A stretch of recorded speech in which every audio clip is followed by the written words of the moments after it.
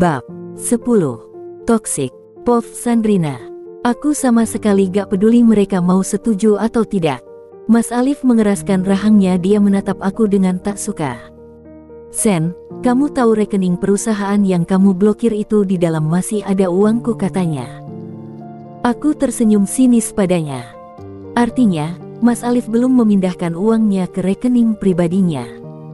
Bukannya uang lebih dari 50 juta yang kamu berikan ke ibu juga uang perusahaan dan uang perhiasanku. Itu buat jatah ibu karena aku belum mencairkan lagi dana selanjutnya di rekening perusahaan sekaligus mengambil uang pribadiku. Jadi aku minta sama kamu bukalah blokiran itu, Sen. Katanya berharap aku mengubah keputusanku. Syukur aku gak lapor kamu, Mas. Apa mau aku lapor kamu sebagai tindak pencucian uang? Biar saja gak ada bukti, yang penting kamu di penjara. Apa kamu mau? Sentakku. Dia diam tak bisa berkata. Gak usah banyak tingkah. Anggap ini kesalahanmu karena perusahaan papaku nyaris bangkrut. Aku akan mengatur keuangan, terpaksa aku bekerja lebih keras karena percaya padamu, ternyata menghancurkanku. Kataku dengan tajam. Dia diam tetapi wajah mereka tetap gak setuju. Oh ya, aku ngantuk, capek dan lelah. Mau istirahat. Mir, kamu tahu kan pintu keluar di mana? Kataku ketus padanya. Dia merasa kesal mendengar tuturku. Kamu jahat, Sen. Kamu jadi gila gini setelah pulang dari Malaysia. Katanya gak terima. Oh gitu. Terus kamu apa? Mau jadi kayak aku? Kalau aku gila artinya kamu ngefans sama orang gila dong, kataku santai. Dia mendengkus mendengar ucapanku. Aku lelah dan beranjak dari sana. Malas juga menghadapi mereka-mereka. Aku merebahkan diriku di kasur. Mas Alif masuk ke kamar. Dia juga ikut merebahkan diri bersamaku. Sen, kamu marah sama aku? Aku minta maaf. Kamu marah karena Miranti kerja di perusahaan, kan? Aku hanya kasihan, sayang soal perusahaan yang nyaris bangkrut. Aku akan usahakan agar kembali normal dan aku janji, Sen. Katanya memegang tanganku. Jujur aku sedang malas dengan Mas Alif. Kamu tahu gak, Miranti kemarin aku lihat muntah-muntah kayak orang hamil. Apa Miranti? Hamil? Tanyaku. Wajah Mas Alif pias, dia merasa bingung. Aku gak tahu, Sen. Itu urusannya, tetapi dia katanya sedang susah. Aku hanya kasihan karena dia sahabat kamu, jawabnya secara tenang. Sahabat bisa gak sih jadi ular? Soalnya di Malaysia, ada sahabat mengkhianati sahabatnya dengan mencuri suaminya, tegasku. Aku duduk di ranjang menatap Mas Alif dengan datar. Dia diam dan menelan salivanya melihatku tak enak. Aku setia, Sen. Gak akan mengkhianati kamu. Ucapnya meyakinkan. Semoga aja apa yang kamu ucapkan benar. Kataku merebahkan diriku di kasur lagi membelakanginya. Sen, buka blokirannya ya, please. Mas Alif mulai merayu. Dia memang pintar merayu dan menggombal. Tetapi aku sama sekali tak percaya padanya. Enggak, Mas. Kamu harus terima karena kamu gak bisa handle usaha papa. Kalau bangkrut kamu mau makan apa? Ibu dan adik kamu juga tinggal di sini. Sentakku. Kesal rasanya. Dia diam lalu mendesah sambil menutup mata. Aku akan tetap pada pendirianku. Sekali enggak tetap enggak. Sementara aku sama sekali tak bisa tidur. Mungkin air putih bisa membuat aku lebih nyaman. Aku keluar untuk minum, namun ketika aku melewati kamar ibu, terdengar suara percakapan Ratmini dan ibu. Pintunya belum mereka tutup rapat. Bagaimana, Rat?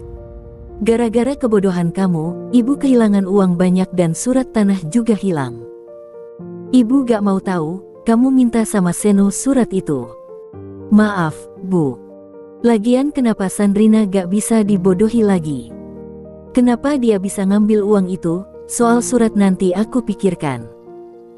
Entah, setelah pulang dari Malaysia dia jadi gak nyangkut setan apa ibu juga gak tahu padahal ibu besok mau arisan. Katanya Sandrina pulang seminggu lagi jadi ibu bisa pamer kalau rumah ini milik Alif. Biar teman-teman ibu makin mengakui kehebatan kita. Sekarang bagaimana? Uang juga gak ada. Kalau Sandrina tahu ibu ada arisan bagaimana? Jam berapa, Bu? Agak siang sih setelah makan siang. Rencana ibu mau buat makan siang bersama tetapi gak jadi karena gak ada uang.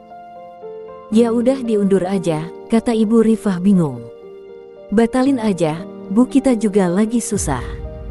Tadi Mas Alif bilang dia juga bingung ngadapin Mbak Miranti yang banyak maunya, ucap Radmini. Kalau aja Sandrina bisa hamil. Masa sih udah 2 tahun menikah gak bisa hamil? Dia itu mandul kali ya. Kalau gak karena harta papanya. Ibu mah ogah punya mantu mandul. Mungkin dia mau punya anak, Bu, makanya saudaranya sama anak balitanya dibawa tinggal di sini, Radmini menimpali. Sama aja bukan anak Alif. Semoga gak ketahuan, deh, kata ibu. Aku heran apa yang gak ketahuan. Apa hubungan terlarang Mas Alif dengan Miranti?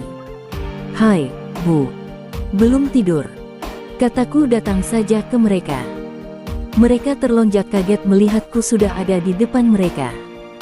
Sandrina, kata ibu dengan wajah pias sementara Radmini meringis merasa malu karena membicarakan aku di belakang.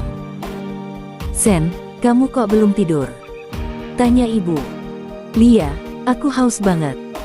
Rad, kamu bisa gak buatkan aku susu panas biasanya Mbok Yem buatkan aku sebelum tidur, kataku ke Radmini. Dia mendumel tak senang. Tetapi aku bukan Mbok Yem. Kamu aja buat sendiri, katanya protes. Jadi kamu gak mau? Sentakku.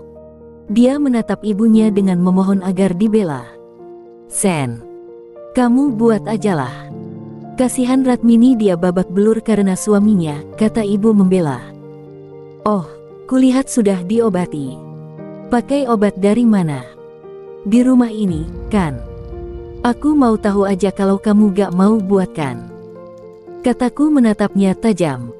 Ya udah aku buatkan. Bawel. Sentaknya marah dan gak terima. Dia berlalu dengan menghentakkan badannya. Kini tinggal aku dan ibu, dia menatapku dengan meringis. Sen, kamu tadi gak dengar apa-apa, kan? Tanyanya ragu. Apa? Ibu menjelekkan aku. Dia menggeleng cepat. Ibu sama sekali gak berani, Sen. Ibu butuh uang, Sen. Gak banyak, 20 juta aja, katanya padaku. Gak banyak. 20 juta itu banyak, Bu.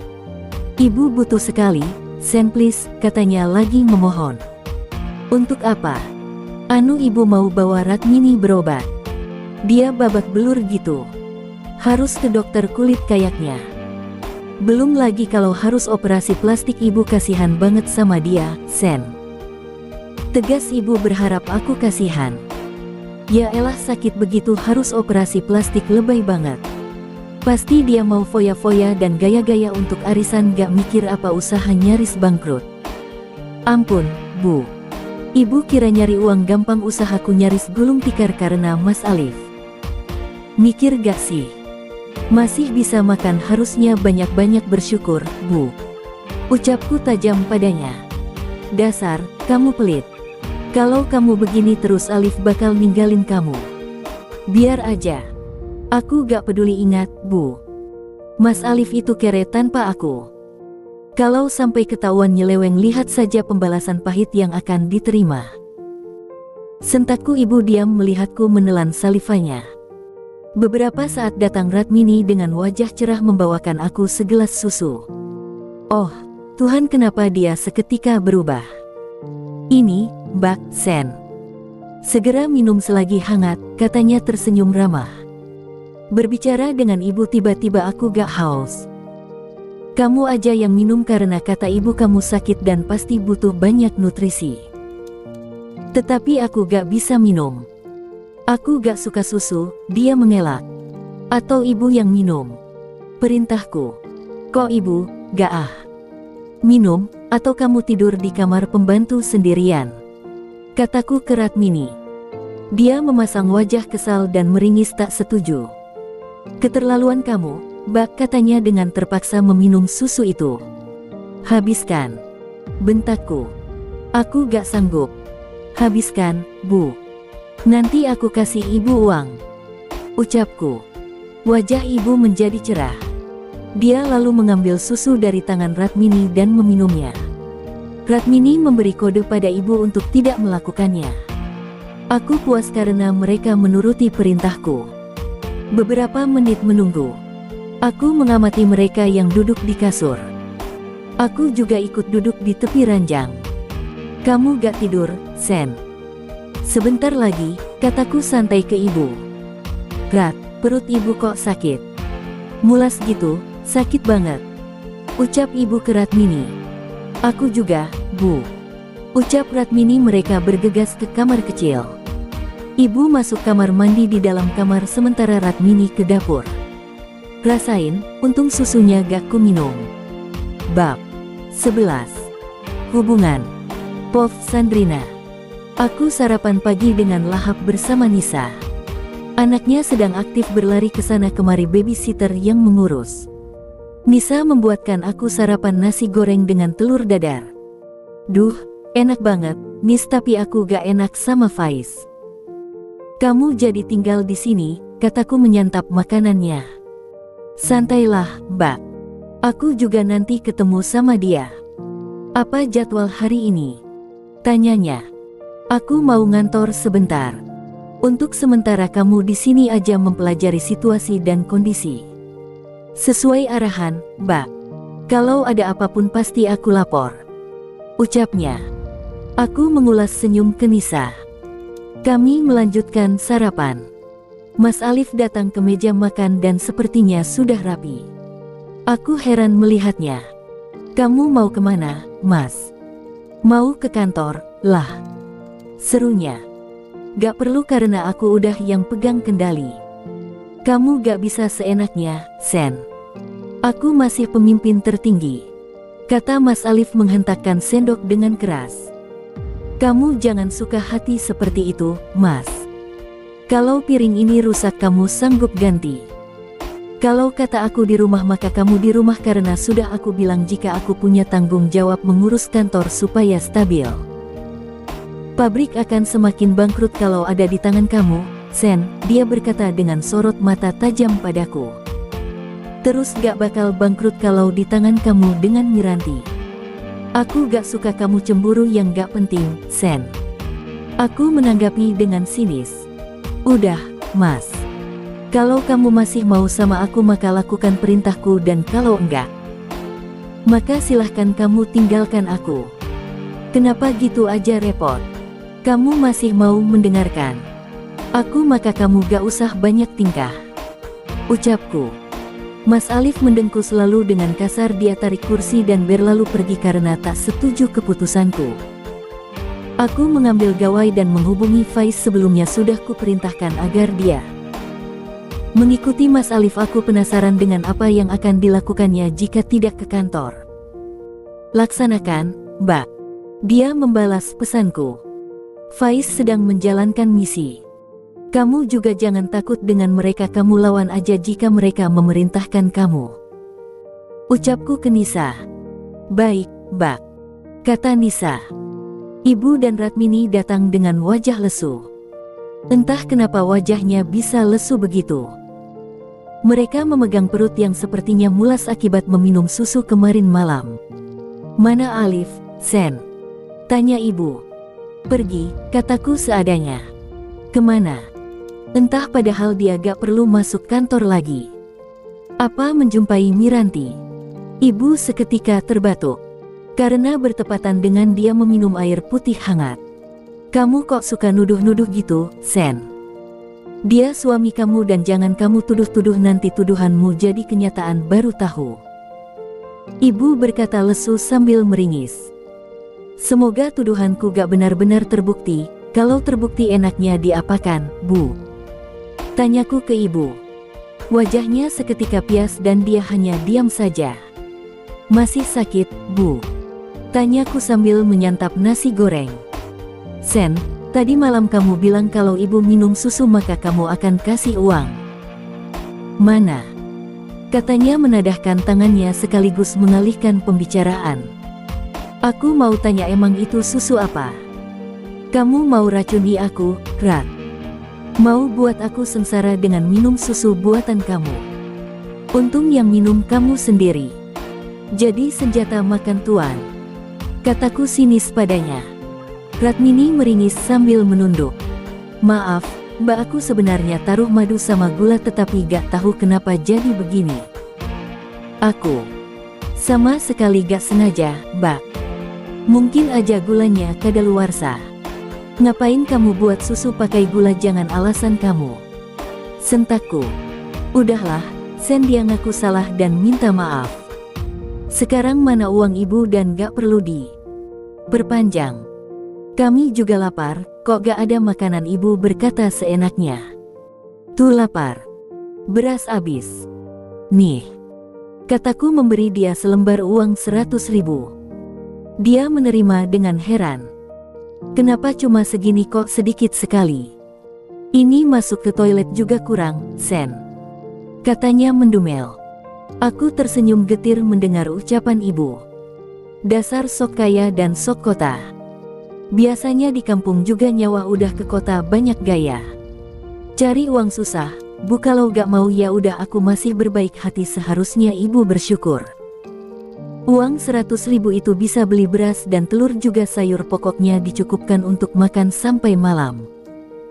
Tetapi ini gak cukup, Sen. Kalau gak mau ya udah. Kataku kesal. Dia dengan cepat mengambil lagi dari tanganku. Pelit kamu. Cicitnya. Gak usah ngomongin aku di belakangku, bu.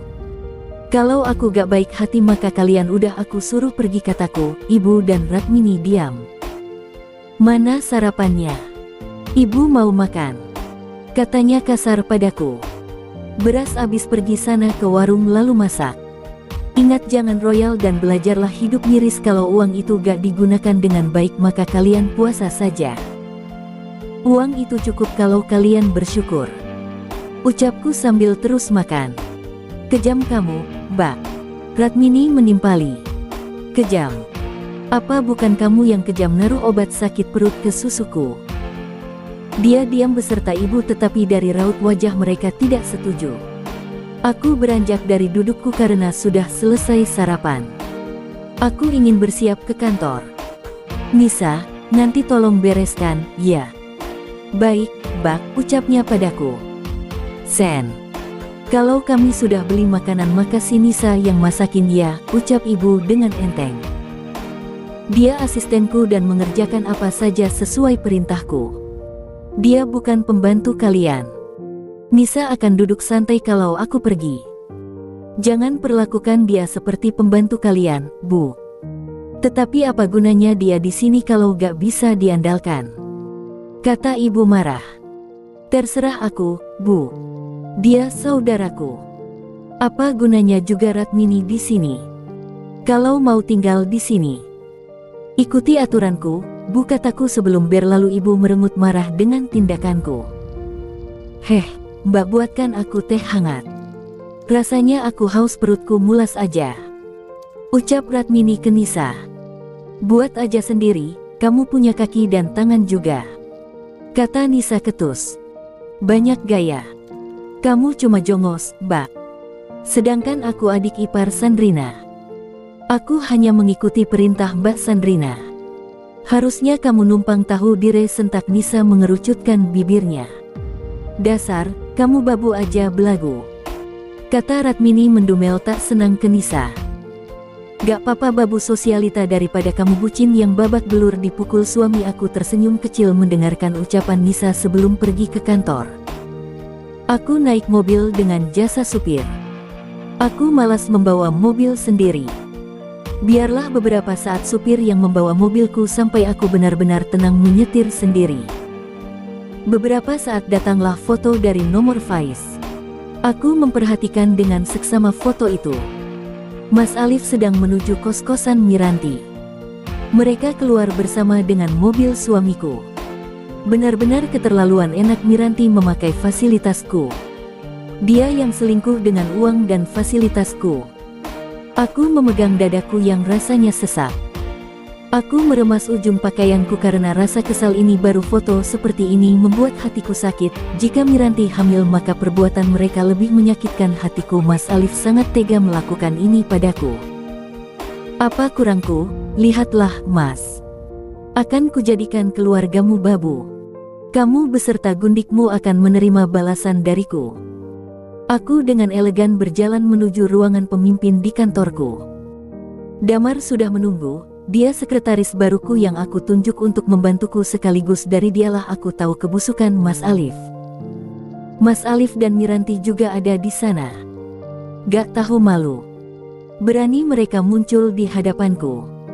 Sen. Katanya dia sekretaris baru. Tanya Mas Alif. Kenapa kamu di sini? Pulang dan kerjakan pekerjaan rumah. Bentakku padanya. 18. Kamu gak bisa kayak gitu, Sen. Aku masih suami kamu dan pemimpin di sini. Sadar, Mas. Ini kantor papaku. Damar yang akan membantuku bekerja. Untuk kamu, Mir. Pergi sana ke ruang fotokopi karena banyak file yang harus kamu fotokopi. Kataku kasar padanya. Apa hubungan kamu dengan lelaki ini? Tanya Mas Alif dengan wajah mengeras. Berani dia tanya hubunganku. Kenapa kamu tanya itu? Dari dia aku tahu perbuatanmu yang selalu menarik uang tak penting. Apa tujuanmu? Dia memfitnahku. Tetapi itu kenyataannya. Apa perlu kita audit keuangan? Biar semua jelas, Mas, aku gak permasalahkan ini karena aku udah ambil semua uang ibumu dan uangmu masih tertinggal di rekening perusahaan. Secara terang-terangan gak bisa kamu dapatkan lagi. Masih bersyukur gak aku laporkan. Dia diam mendengkus kesal. Sen, aku bisa jelaskan. Jangan seperti ini, kata Mas Alif memelas. Sekarang aku minta kamu pulang, Mas. Biarkan aku yang bekerja. Kataku padanya. Aku menatap Miranti kesal bukan main. Kenapa kamu masih di sini? Pergi bekerja, ucapku. Dia meringis lalu kesakitan. Mas, perutku mulas, kata Miranti. Mas Alif menjadi panik.